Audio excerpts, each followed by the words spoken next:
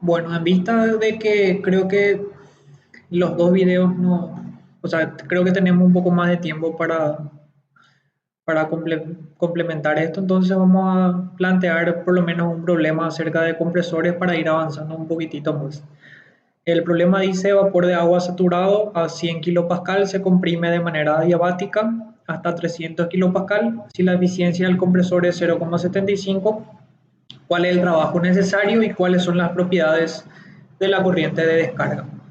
Entonces, vamos a plantear nuestro problema. Vamos a hacer nuestro diagrama TS.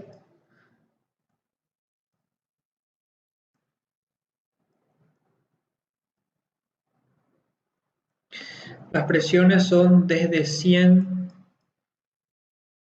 kilopascal hasta 300. Eh, Vapor de agua saturado, que sería esto, se comprime de manera isentrópica y de manera real hasta 300. Entonces, la eficiencia es 0,75.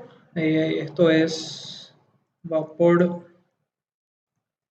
de agua y esto es eficiencia de 0,75.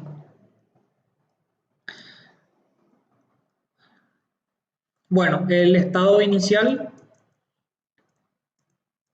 1, entonces está definido por lo siguiente. Tenemos la calidad 1, que es 1, vapor saturado, y la presión 1, que es 100 kilopascal. Con esto ya sabemos que podemos obtener H1 y podemos obtener S1 en condiciones reales, ¿verdad? ¿Sí? Si hacemos lo mismo para el estado 2,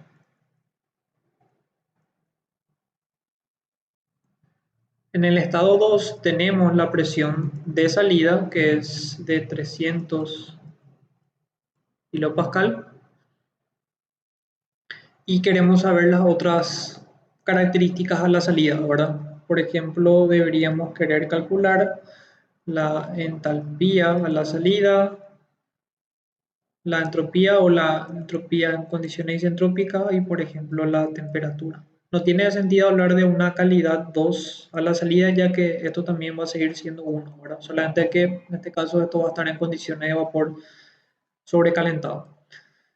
Bueno, entonces esto directamente podemos calcular en función de T1 y P1, y esto también. La entropía 2 en condiciones isentrópicas sabemos que va a ser igual a la entropía 1 en condiciones isentrópicas, que sería este 2 con este 1. Y a partir de la definición de nuestra eficiencia, a diferencia de la turbina, como vimos, se define como la relación entre el trabajo isentrópico con relación al trabajo real. ¿Por qué? Porque en condiciones isentrópicas, cuando no hay irreversibilidades, el consumo de energía, en este caso de este tipo de dispositivos, va a ser menor. Entonces, esto es sencillamente H2 isentrópico menos H1 sobre H2 menos H1. ¿Está? Entonces, el procedimiento sería el siguiente: sacamos esto a partir de alguna tabla de propiedades, o en este caso ES. Teniendo H1 y S1, podemos sacar o podemos saber que la entropía en condiciones isentrópicas va a ser igual a esto, y con esto podríamos sacar una H2 en condiciones isentrópicas como función de la presión 2, que es lo que tenemos como dato, y la entropía 2 en condiciones isentrópicas. ¿Sí? Teniendo la entalpía 2 en condiciones isentrópicas, de acá podemos sacar la H2, y la temperatura 2 podemos obtener como función de la entalpía 2 real y la presión 2. ¿Está? H2 que está acá, sacaríamos de lo que tenemos acá. ¿Está bien?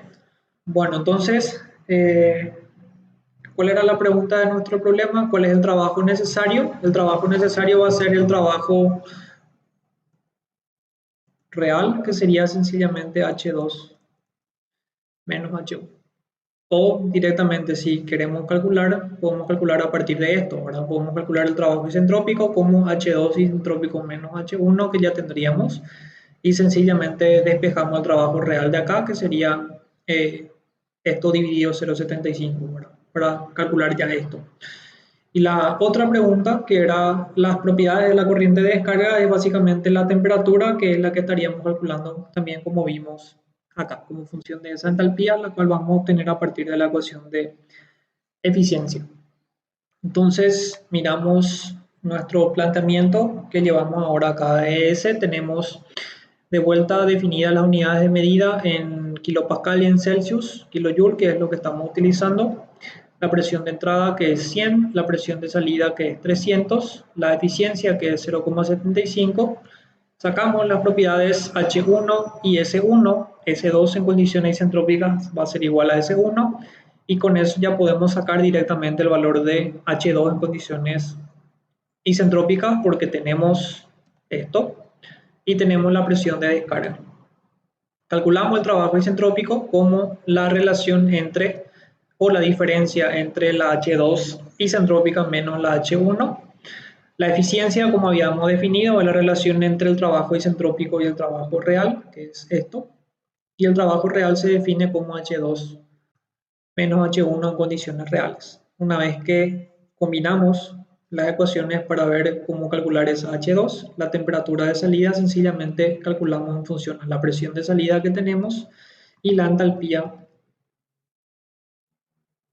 de salida que acabamos de calcular. Entonces vemos los resultados.